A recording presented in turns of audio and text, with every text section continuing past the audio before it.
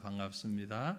오늘 밤에도 주님의 은혜가 능력이 우리 모두에게 충만하기를 간절히 소망합니다. 우리에게 주시는 오늘 귀한 말씀 우리가 한번 묵상하고 그 말씀 붙잡고 또한 기도하기를 원하는데요. 히브리서 8장 6절부터 13절 말씀입니다. 히브리서 8장 6절에서부터 13절 말씀을 먼저 저와 여러분이 한 절씩 번갈아서 이 말씀을 읽겠습니다. 히브리서 8장 6절부터 13절 말씀인데요. 한 절씩 나누어 읽습니다. 그러나 이제 그는 더 아름다운 직분을 얻으셨으니 그는 더 좋은 약속으로 세우신 더 좋은 언약의 중보자시라. 저 첫 언약이 무엄하였더라면 둘째 것을 요구할 일이 없었으려느니와 그들의 잘못을 지적하여 말씀하시되 주께서 이르시되 볼지어다 날이 이르리니 내가 이스라엘 집과 유다 집과 더불어 새 언약을 맺으리라. 또 주께서 이르시기를 이 언약은 내가 그들의 열조의 손을 잡고 애굽 땅에서 인도하여 내던 날에 그들과 맺은 언약과 같지 아니하도다. 그들은 내 언약 안에 머물러 있지 아니하므로 내가 그들을 돌보지 아니하였노라. 또 주께서 이르시되 그날 후에 내가 이스라엘 집과 맺을 언약은 이것이니 내 법을 그들의 생각에 두고 그들의 마음에 이것을 기록하리라. 나는 그들에게 하나님이 되고 그들은 내게 백성이 되리라. 또 각각 자기 나라 사람과 각각 자기 형제를 가르쳐 이르기를 주를 알라 하지 아니할 것은 그들이 작은 자로부터 큰 자까지 다 나를 알미라. 내가 그들의 불의를 긍휼히 여기고 그들의 죄를 다시 기억하지 아니하리라 하셨느니라. 새 언약이라 말씀하셨음에 첫 것은 날 가지게 하신 것이니 날 가지고 쇠하는 것은 없어져 가는 것이니라. 아멘. 지난주에도 우리가 히브리서 8장을 보았는데요. 7장, 8장 이어가면서 우리가 아주 비슷한 듯한 그런 말씀들을 대하게 됩니다. 제사장, 대제사장, 언약 이런 단어들이 많이 나오는데요. 특별히 8장에서는 전체적으로 언약, 이게 핵심적인 단어입니다. 7장에서는 대제사장이신 예수님을 이야기를 했다면 8장에서는 그 대제사장이 하시는 일, 그 의미, 그 역할, 이것을 말하면서 언약이라는 단어를 얘기하고 있습니다. 앞에서도 말씀드렸습니다만 하나님께서 모세에게 지시하여서 성막을 만들게 하셨죠. 그 성막은 하나님 앞에 제사 드리는 실질적인 장소이면서 동시에 하나의 모형적 역할을 했다 하는 것입니다. 그 모형이라고 하는 것은 바로 천국에 대한 모형, 특별히 예수 그리스도에 대한 모형, 그렇게 볼 수 있습니다. 그래서 그 성막 안에서 드려진 제사와 그곳에서 제사를 드리는 제사장들 그리고 성막까지 모두가 하나님 나라에서 이루어질 완전한 제사를 상징하는데 그것은 하나님 나라의 주인이신 예수 그리스도를 나타내고 있다. 그렇게 볼 수 있는 것이죠. 하나님께서 이 성막을 통하여서 하신 일이 뭐냐? 가장 핵심적인 것은 약속입니다. 내가 너희를 구원하겠다. 내가 너희를 용서하고 구원하겠다. 그 하나님이 하신 약속을, 성경에 있는 약속을 언약이라는 말로 표현을 합니다. 그런데 오늘 말씀에 보면 그 언약이 첫 번째 언약이 있고 두 번째 언약이 있다. 첫 번째 언약을 옛 언약이라고 그러고 두 번째 언약을 새 언약이라고 한다. 그래서 많이 듣던 얘기죠. 성경을 우리가 무엇으로 나누어요? 구약과 신약이잖아요. 그렇죠? 구약, 신약. 구약은 첫 약속, 첫 언약, 옛날 약속. 신약은 새로운 약속, 두 번째 약속. 그런 의미입니다. 그래서 언약이라는 말은 우리가 되게 어렵게 느껴지는데 사실은 신약, 구약, 성경을 아주 가깝게 친숙하게 사용하고 있는 단어예요. 오늘도 우리가 신약 성경 히브리서를 읽었습니다. 구약 성경의 창세기를 읽고, 그렇죠? 창세기, 출애굽기, 레위기, 구약 성경이죠. 마태복음, 마가복음, 누가복음 신약 성경입니다. 그 구약과 신약의 말은 그런 것이죠. 그럼 신약은 뭐냐? 더 좋은 언약이다. 새로운 언약이다. 그래서 더 좋은 언약이 무엇인가? 그것을 말씀하고 있어요. 우리가 금방 읽었던 6절 말씀 보면 그러나 이제 그는 더 아름다운 직분을 얻으셨으니 그는 더 좋은 약속으로 세우신 더 좋은 언약의 중보자시라. 그는 누굽니까? 예수님이죠. 예수 그리스도는 더 세우는 더 아름다운 직분, 더 좋은 약속, 더 좋은 언약의 중보자. 누가? 그리스도가. 구약은 모형이라면, 성막은 모형이라면, 신약은, 예수님은 실체다. 우리가 가장 피부에 와닿는 얘기는 구약은 뭐다? 모델하우스다. 신약은 실제로 현장에서 지은 집이다. 금방 와닿지요? 아파트에 대해서는 우리가 일상생활 갈 때 옆에 가까이 있으니까. 지금 또 5단지 지금 이제 무너뜨리고 있는데 그게 다 이제 철거하게 되면 또 땅을 파고 새롭게 해서 새로 지을 거예요. 그러면 언젠가는 모델하우스를 어딘가 또 세우겠지요. 예전엔 이 2단지도 모델하우스, 지금 우리 예배당 자리에 모델하우스를 딱 세워가지고 사람들이 저기 교회인가 예배당인가, 근데 그게 아니고 모델하우스. 모델하우스는 뭐예요?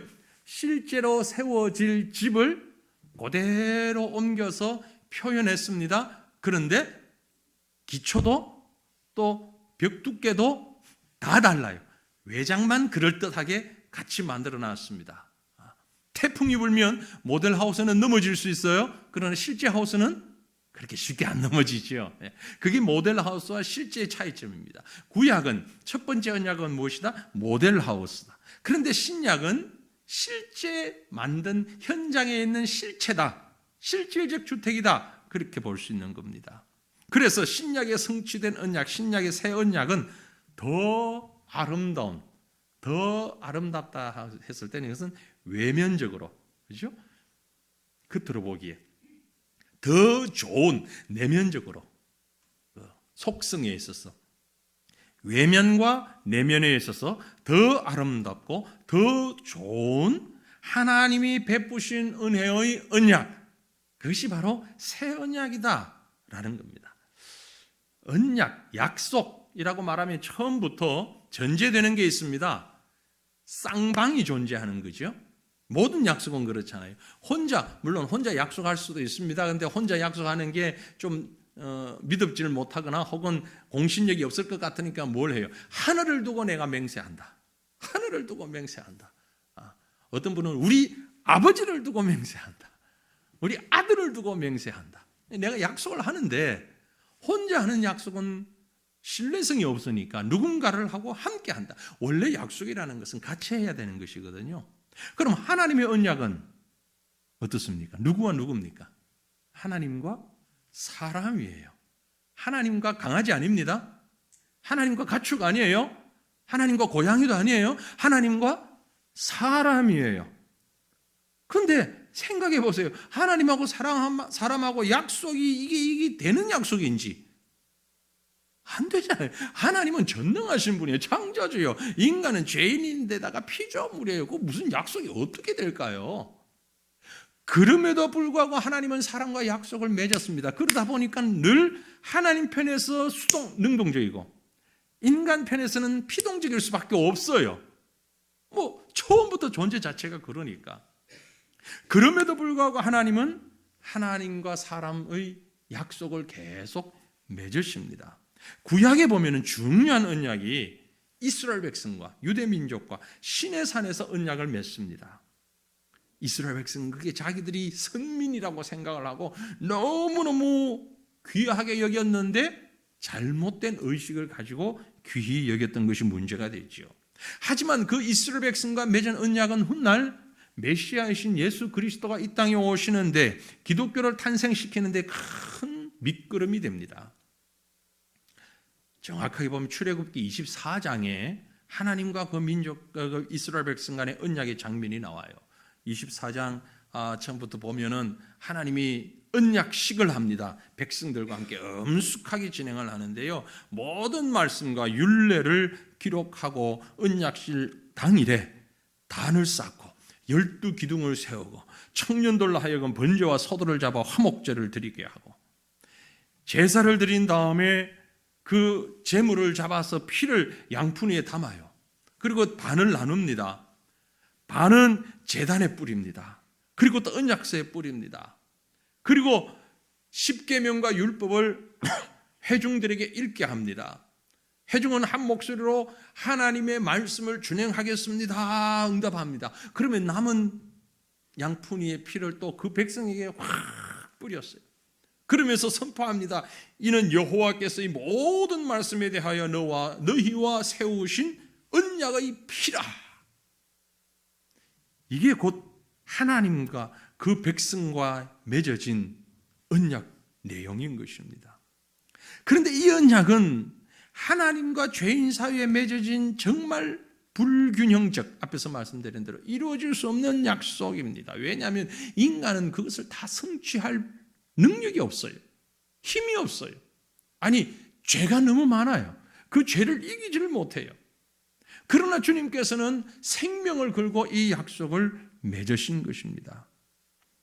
언약을 맺으신 하나님께서 이제 새 언약을 맺었다 했는데 왜 새로운 언약이 필요한가? 새로운 언약의 필요성을 우리가 오늘 말씀에서 보게 되면 말씀드린 대로 첫 번째 언약 자체로는 하나님과 이걸 공정하게 균등하게 뭔가를 실행할 수가 없는 부족한 언약이란 말이에요.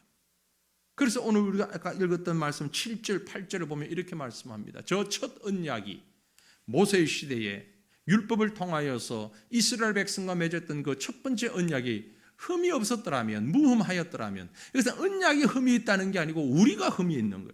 인생들이 그 언약을 맺은 인간이 흠이 없었더라면 둘째 언약이 필요하지 않았을 터인데 그들의 잘못을 지적하여 말씀하시되 인간들의 죄인들의 잘못 때문에 말씀하시되 볼지어다 날이 이르리니 내가 이스라엘 집과 유다 집과 더불어 새 언약을 맺을 것이라. 아예 주님이 그렇게 말씀하셨다. 왜요? 첫 언약은 행위 언약이기 때문에.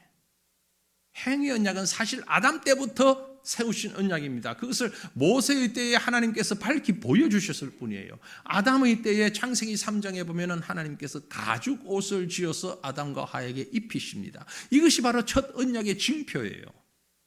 그 이후 구약의 모든 내용 가운데서 하나님의 언약이 계속 주어졌지만 인생들이 깨닫지 못하고 있다가 모세의 시대에 하나님께서 보이는 언약으로 보여주셨습니다. 그래서 이 언약 안에 머물러 있으라 말씀했습니다. 그러나 그 언약은 역시 불완전했던 거죠. 하나님도 아셔요.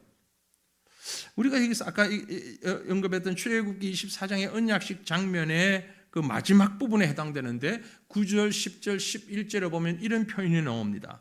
모세와 아론과 나답과 아비후와 이스라엘 장로 70인이 올라가서 이스라엘의 하나님을 보니 그의 발 아래에는 천국을 편듯하고 하늘같이 청명하더라. 하나님이 이스라엘 자손들의 존귀한 자들에게 손을 대지 아니하셨고 그들은 하나님을 뵙고 먹고 마셨더라. 하나님을 뵙는 장면이 나옵니다. 단체로 하나님을 뵙는 장면이 나와요. 모세와 아론과 나답과 아비후와 이스라엘 장로 70여 명 함께 이 거룩한 장면에 참여합니다. 근데 이 말씀을 그대로 기억하시면서 신약에 아주 비슷한 말씀이 있어요. 그게 뭐냐면 고린도전서의 바울의 기록 가운데 고린도전서 11장 23절로 26절입니다. 내가 너희에게 전한 것은 주께 받은 것이니 곧 주 예수께서 잡히시던 밤에 떡을 가지사 축사하시고 떼어 이르시되 이것은 너희를 위해 하는 내 몸이니 이것을 행하여 나를 기념하라 하시고 식후에 또한 그와 같이 잔을 가지시고 이르시되 이거 무슨 상황이죠? 성찬식 최후의 만찬을 하는 장면이죠. 그때 주님께서 이 잔을 들고 하신 말씀이 이 잔은 내 피로 세운 새 언약이니 이것을 행하여 마실 때마다 나를 기념하라. 너희가 이 떡을 먹으며 이 잔을 마실 때마다 주의 죽으심을 그가 오실 때까지 전하는 것이니라. 아주 중요한 말씀입니다. 출애굽기 24장에서 그 백성들이 하나님과 함께 먹었더라, 하나님 존전에서 먹고 잔치를 했더라 하는 말씀과 여기 고린도전서 11장에 이 잔은 내 피로 세운 새 언약이라 말씀하시면서 성만찬을 제정하신 것, 동일한 맥락을 가지고 있죠. 첫 번째 언약, 옛 언약의 특징은 짐승의 피를 가지고 계약 당사자인 회중에게 뿌림으로 그 언약이 이루어졌다면, 새 언약은 하나님의 아들 예수 그리스도의 피를 흘림으로 이 언약이 이루어지신 것입니다. 그래서 이것을 더 좋은 언약이라고 표현하고 있는 겁니다. 주님의 만찬이죠. 예수님과 그의 제자들이 마지막 유월절 밤에 가지셨던 그 언약식, 이것은 너무나도 중요한 이스라엘 백성이 시내산에서 모세와 함께 가졌던 그 언약식과 같은 것입니다. 첫 언약의 부족함을 이제 두 번째 언약, 새 언약을 통해서 완벽하게 보완하고 완성했다라는 의미가 있는 것입니다. 그래서 이것을 오늘 히브리서 기자는 우리가 읽었던 말씀 9절에 이렇게 표현합니다. 또 주께서 이르시기를 이 언약은 내가 그들의 열조의 손을 잡고 애굽 땅에서 인도하여 내던 날에 그들과 맺은 언약과 같이 아니하도다. 그들은 내 언약 안에 머물러 있지 아니하므로 내가 그들을 돌보지 아니하였도다. 더 좋은 언약을 맺으신 이유가 뭐냐? 옛적에 그 백성과 맺은 언약은 완성되지 못하고 완성될 수 없는 언약이었기 때문에 하나님께서 그것을 파하시고 더 좋은 언약의 보증으로, 더 좋은 언약의 중보자로 예수 그리스도를 보내셔서 예수 그리스도와 함께 우리가 언약 맺도록 하셨다라는 것입니다. 자, 여기까지는 제가 아주 좀 신학적이고 성경적인 설명만 드렸습니다. 그래서 그것이 오늘 나와 무슨 상관이 있다는 얘기냐? 오늘 말씀의 의도는 여기에 있습니다. 새 언약의 우월성을 얘기하는 데 있습니다. 오늘 우리가 읽은 말씀 가운데 오늘 전체 첫 번째 언약과 두 번째 언약, 출애굽기와 고린도전서와 이 히브리서 전체를 이어주는 아주 중요하고 너무너무 은혜로운 감격적인 말씀이 있어요. 바로 10절 말씀입니다. 우리 같이 한번 읽습니다. 또 주께서 이르시되 그날 후에 내가 이스라엘 집과 맺을 언약은 이것이니 내 법을 그들의 생각에 두고 그들의 마음에 이것을 기록하리라. 나는 그들에게 하나님이 되고 그들은 내게 백성이 되리라. 아멘.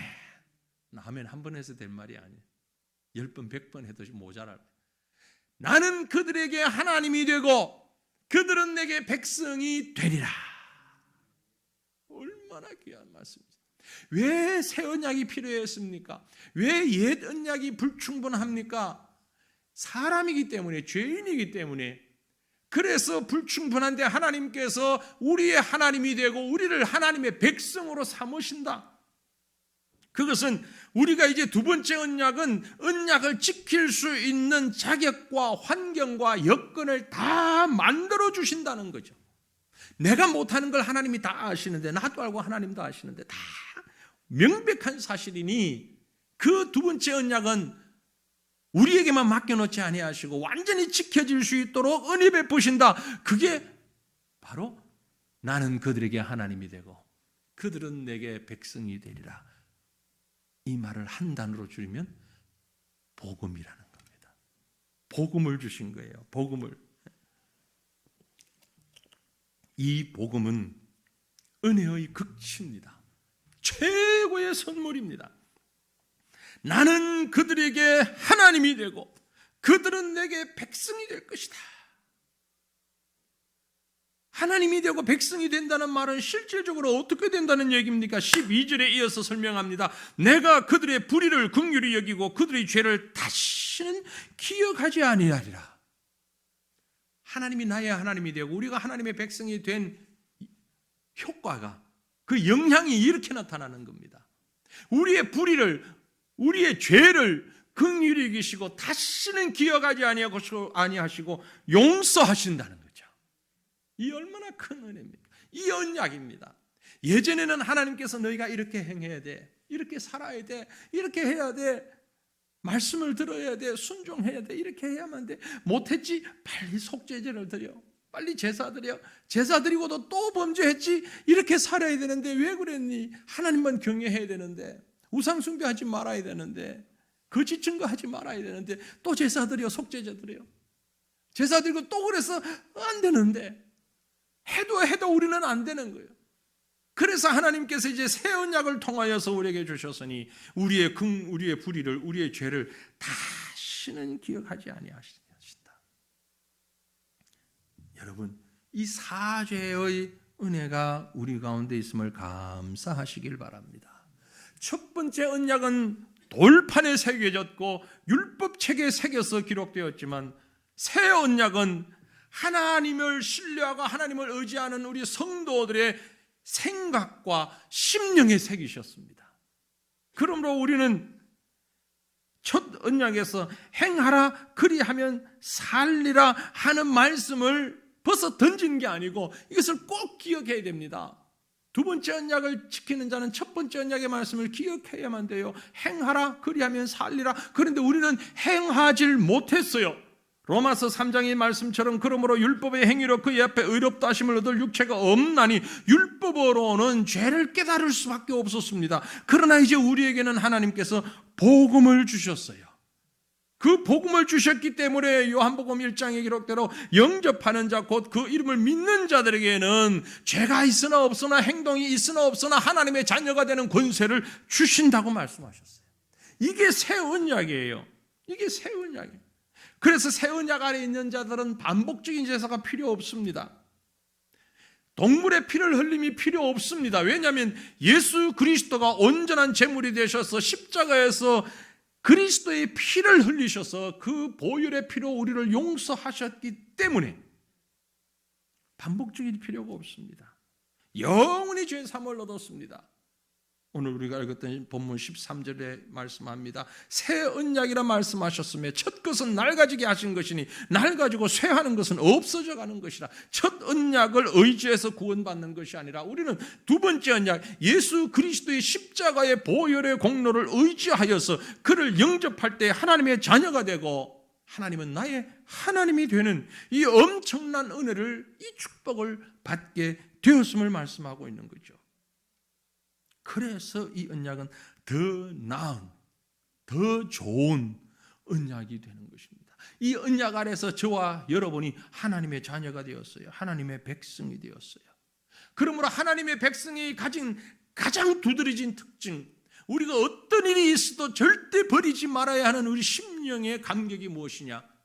나의 연약함에도 불구하고, 나의 죄악됨에도 불구하고, 그렇게 율법의 말씀에서 그렇게 수없이 말씀하셨던 것, 우리가 잘못되고 부족하고 모자랐음에도 불구하고 하나님은 우리를 하나님 백성 삼으시기 위하여 친히 예수 그리스도를 통하여 우리의 죄를 다 용서하시고 구원하셨다는 사실을 믿고 그 대속의 십자가 앞에 우리 자신을 온전히 드리며 살아가는 것입니다. 그래서 진정으로 예수 그리스도를 믿는, 그리스도를 나의 구주로 고백하는 성도는요, 의심하지 말아야 되는 것이 한 가지 있습니다. 무슨 일이 있어도 의심하지 말아야 됩니다. 영원토록 의심해서는 안 됩니다. 무엇을요? 그리스도의 십자가로 내 죄가 용서함 받았다는 사실을, 이 엄청난 사실을 우리는 이미 받았고 결코 취소되지 아니하고 결코 잊어서는 안 되는, 늘 구원의 감격 속에 있어야 되는 거예요. 밥을 먹거나 회사에서 일을 하나, 아이를 양육하나, 공부를 하나, 뭘 해도 내가 예수 그리스도의 보혈로 구원받은 사람이라는 사실, 나같이 연약하고 죄악된 자가 예수의 능력으로 구원받은 하나님의 백성이 되었다는 사실, 예수 안에 있는 자에게 이 귀한 복음의 은혜를 주신 것을 결코 잊지 않기를 바랍니다. 그리고 겸손하게 하나님 참 나 같은 자를 구원해 주시고 나 같은 죄인을 용서해 주시고 그리스도의 십자가를 붙잡고 나갈 때에 우리가 하나님과 동등한 약속의 대상자로 설 수 있도록 하나님이 우리를 인도하시는 그 사랑 기억하며 오늘도 하나님의 백성답게 구원받은, 용서받은, 속죄함 받은 하나님의 자녀답게 온전한 믿음의 감격과 감사를 가지고 하나님 앞에서 살아가는 하나님의 자녀, 하나님의 백성 되게 하옵소서. 이렇게 기도하고 이 귀한 은혜를 잊지 아니하는 저와 여러분 될 수 있기를 주님의 이름으로 축원합니다. 우리